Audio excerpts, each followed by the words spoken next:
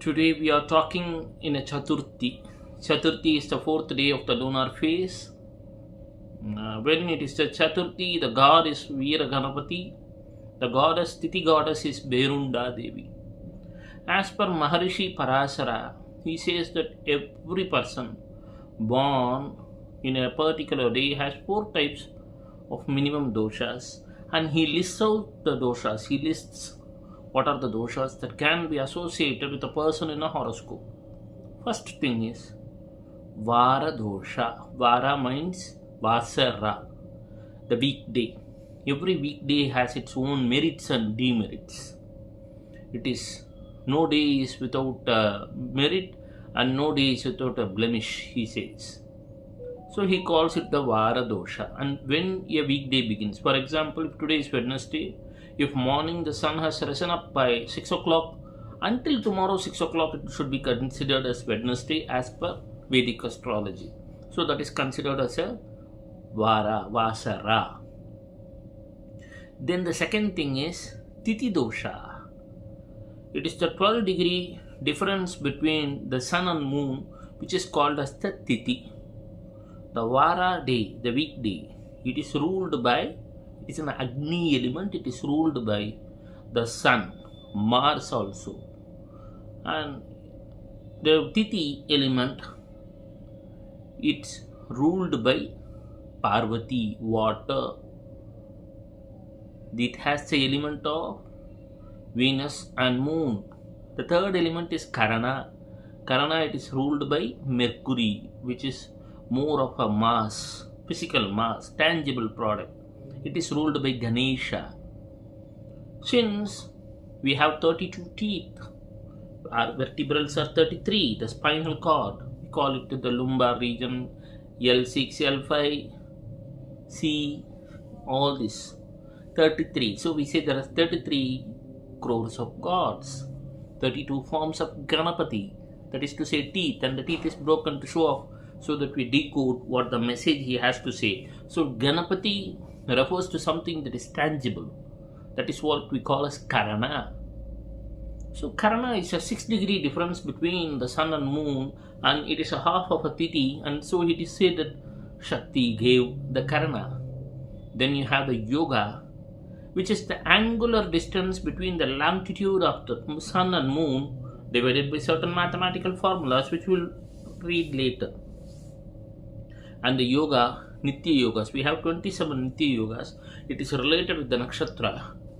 We have to map it with the nakshatra. And the 27 Nitya Yogas, we are going to study later, but it is a part of Vishnu. It is a department of Vishnu. Then we have nakshatras. When we say about nakshatras, they deal with Rudras. So Parasara says that before going into a horoscope to deal with the planets and all, for example, reading the sun, saying that the sun deals with the eyes, your heat energy, moon deals with your blood, Mars with your bone marrow, Saturn with your muscle mass, Jupiter with your hormones, sperm with Venus, reproductive centers. All these are related in some way. He says that skin is related with Mercury. So Parasara maps out or relates the 7 dhatus of our physical body. Then he says that before going to the 7 dhatus, first you should go into the 5 elements, the elements of fire, water, air, ether, and all those things. When you talk about yogas in a horoscope, Panchanga, it deals with ether. When you talk about nakshatra, it deals with the Vayu Tattva, air, breathe. That's why it's said to determine your longevity. So Parasara clearly says that first you have to go through your Panchanga. And when somebody is born in a particular date, he has certain doshas. Vasara dosha, the day he was born, Tithi dosha, Karanadi dosha, Upagraha dosha, Suryadi dosha. There are various forms of doshas that are related to a person's horoscope, and you can't avoid them. Parasara says that every horoscope will at least have 4 doshas. because you have to have a reason to stay in this earth. So he says, Upagraha dosha, Surya dosha, Karanadi dosha. And what is the way for the removal of these doshas? When you have a problem, when you have a sickness, you need a medication, or else just knowing the problem is not going to solve it. So Parasara once, sage Narada said, now since we are talking in Chaturthi, the day is ruled by Veeraganapati. Veeraganapati solves the problem relating to Mars plus Rahu, Mars plus Ketu conjunction. Albert Einstein had it in 8th house, Mars plus Rahu. Elon Musk has it in his 12th house, Mars plus Rahu. When Mars plus Rahu has to help us, we have to pray Veeraganapati, chant Veeraganapati. The today Chaturthi Tithi, two Rashis will be sign of emptiness. One is Taurus. Taurus in Kala Purusha Tattva, the natural zodiac sign, the second house denotes your teeth, your speech, your wealth, your family, the family you are born. And 11th house is profit.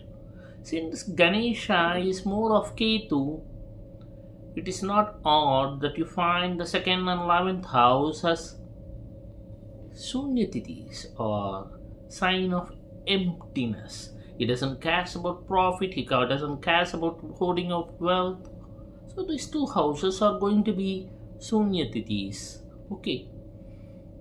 Then we are coming again to the topic. We have doshas and everybody is surrounded by some sort of dosha. Today goddess is Berunda. Berunda means the mother who has the whole world in a womb. Yes. She is the universal mother. And when we call us Brahmanda, Andha means egg. It means the vision of Brahma. It is not the ultimate reality of Parashakti. She is beyond our comprehension. So there is something called as Perunda. Now we will get into the topic. We have 5 types of tithis. Nanda Tithi, Bhadra Tithi, Jaya Tithi, Rikta Tithi, Purna Tithi, and each one is relating with the element of 5 elements. Okay. So we are today talking on the 4th Chaturthi. So it means we are talking in the day of Rikta Tithi. And when we are talking on the Rikta Tithi, it means the energy of ether is more high. Let us come. When a horoscope is with doshas, since it's a Margashira Masa, when sun is going to transit in Dhanur, sign of Dhanur, that is to say Sagittarius, where Kashyapa Maharishi and Mother Atiti are meditating.